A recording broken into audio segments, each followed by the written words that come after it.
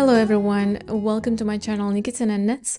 My name is Evgeniya and in this video we're talking about 10 knitting projects to use up the yarn scraps. I do have a problem with these type of projects because I'll be honest, I do not see myself wearing them.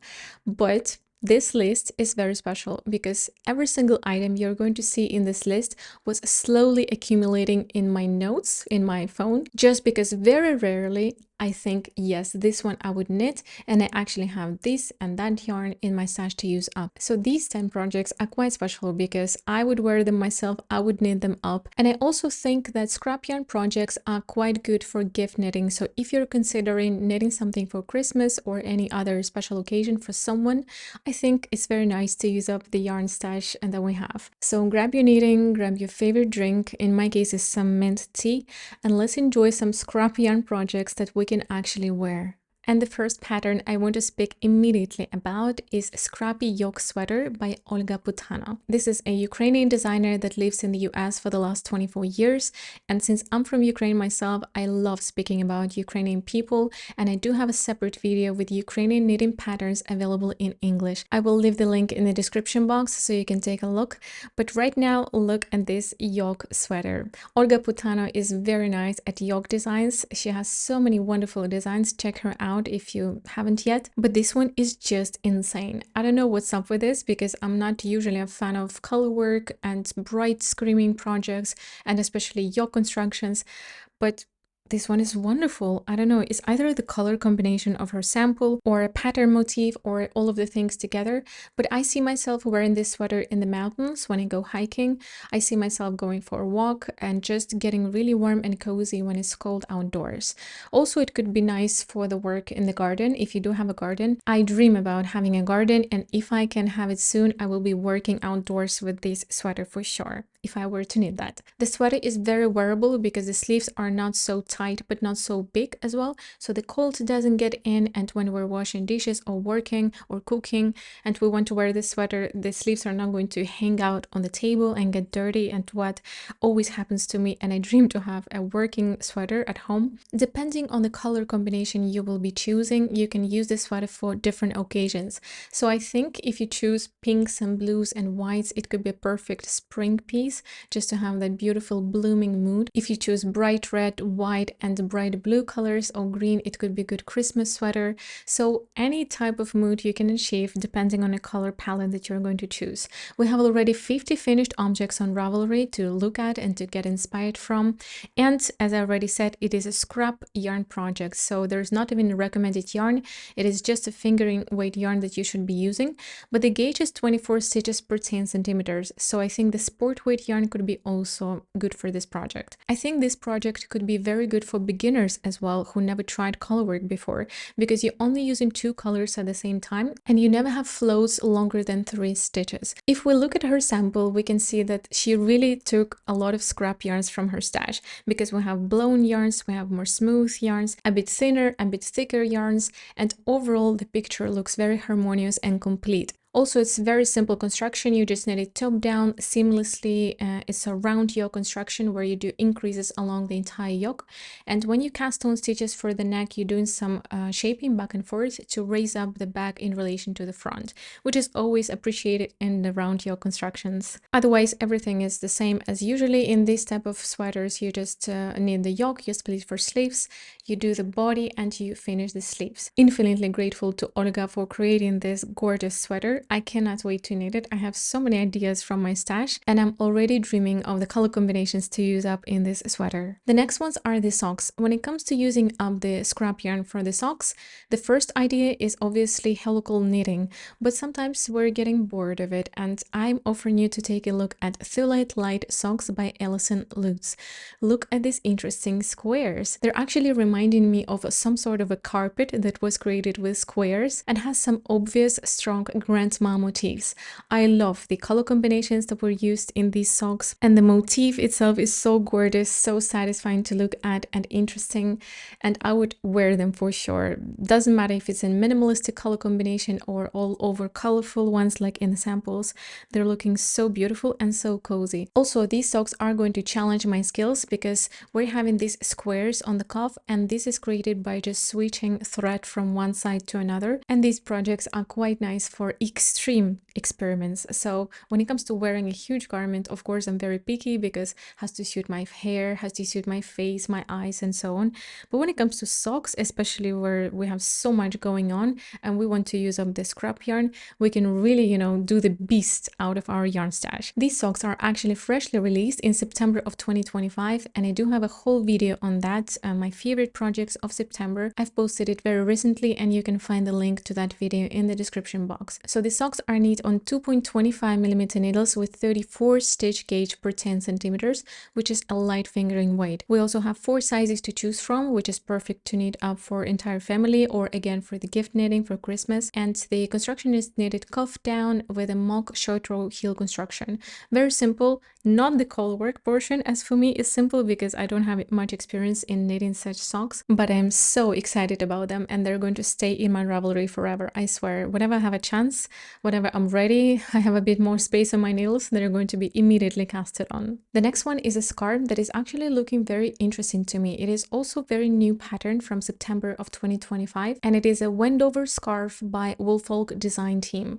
Woolfolk is a yarn brand. I don't remember where they're based. I think it's Canada, and they're creating the patterns. They either hire designers or they create the designs with their in-house team, but this is, I think, from the in-house team, and the scarf is looking just beautiful. We're having gather stitch that is worked with 2 colors at the same time, and I really like how from 2 points we have these branches that grow into the center of the scarf, and the way you knit it is actually from both sides. You knit first one side from the angle to the middle, then another one, and then you seam in the middle. Why is this very perfect? Because we actually don't need to really worry about how much yarn we're having. And when it comes to knitting a scarf with some sort of motif or pattern, I'm always worried that for the angle I'm not going to have enough. So in this case, it's not a worrisome, and it's perfectly designed for the scrap yarns. And the weight of this yarn is a worsted weight yarn with 18 stitch gauge per 10 centimeters, which is so fast and so satisfying. This scarf makes a perfect gift knit as for me, because 18 stitch gauge 4mm needles will go by so fast. In this case, it's very nice to play with color combinations. You can choose more contrasty colors or more muted colors that are barely different from each other.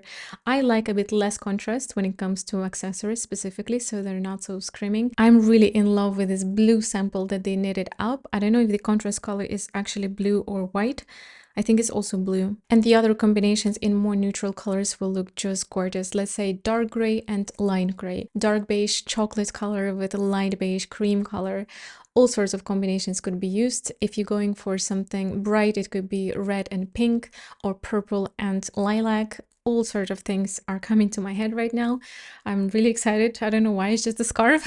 But as I already said, these projects are my favorites. I would like to knit them up. So when I'm speaking about them, I'm just super excited, super happy. The last thing I'm going to say about this project is that first, it's quite good for beginners because it's not so complicated, and there's German short row technique that is used to shape these angles. And if you never tried German short rows or you're afraid of them, that's really perfect for you to practice. And also, I think it could be very nice in the unicolor, just in one color, something similar to a Sophie scarf, but just because of these branches that are going away from the center of the angles, it could look quite special and very interesting to work and to look at, because I'm personally quite bored of Sophie scarf, and while I like the look of it, I'm always looking for something similar but different. Alright, are you ready for the next one, for something super cozy, super warm, and super squishy? It is Marbre Cardigan by Audrey Borrego, and it is very thick cardigan that is knitting up so fast. You can use any scrap yarn that you have. You can hold it double, triple, or just one thick blown yarn that you're having in your stash. I do have quite a lot of it. The yarn that I bought in the beginning of my knitting journey, where I was so excited about those funky blown yarn, and I'm not so excited about it anymore, but I do see those yarns in this type of cardigan. And this very squishy, gorgeous cardigan just warms up my heart, you know. I want to just wrap myself into it and have a hot tea next next to me and keep on knitting on all of my whips. Super beautiful. Also, this cardigan is perfect for going for a walk and sometimes even using it instead of the jacket when it's not too cold and not too warm already to just hang out in a normal cardigan, but you don't want to put a, autumn jacket yet. Really nice. I don't know what is exactly making me fall in love with this cardigan so much, but I guess it's the first sample that is knitted with this really warm dark caramel color that is actually reminded me of coffee stripes. I don't drink coffee anymore, unfortunately, but it's always nice to remember how it feels. So the stitch gauge is 15 stitches per 10 centimeters, so knits up so fast. The all over texture is made of gather and stockinette stripes alternating between 3 colors, and it is a top-down seamless raglan. So just like we're used to, we're simply starting at the back and going back and forth, already forming the sleeves and the body at the same time. Here in the middle of the body we're splitting for sleeves, knitting the body down flat to desired length. I actually would maybe even knit it longer and with a belt, depending on the style that I want to achieve. That could look actually very beautiful. So when you're done with the length that you're happy with, you're picking up stitches that were on hold for the sleeves and finishing them up. Finally, you're doing the button band and the ribbing, which is 2x2 rib. It's very nice that the button band is actually separate because we can already use different yarn that we have in our stash, or for example pick up different yarn that holds the shape a bit better or different texture.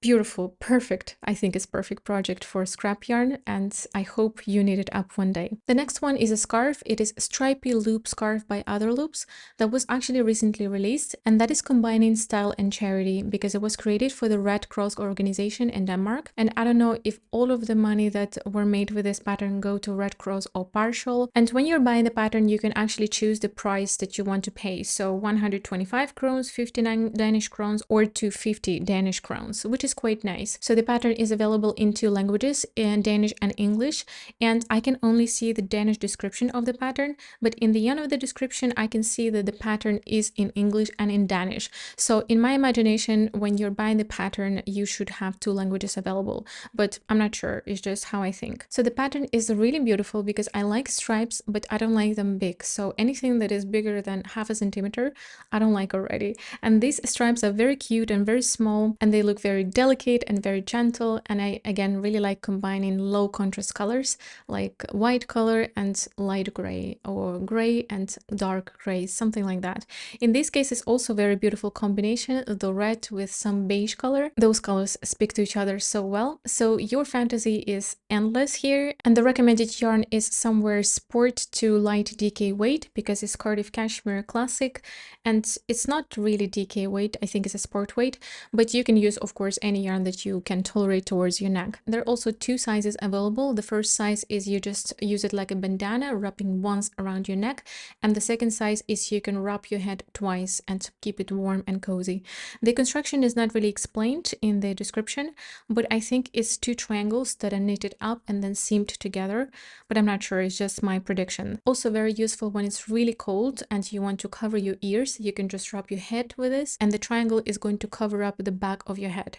So I really like this design. It's very versatile. We do some charity with this, we can do some gift knitting with this, and also experiment with sizing and with the yarn. The next ones are so cute. They're socks. They're feels like summer socks by Pien Roggeveen.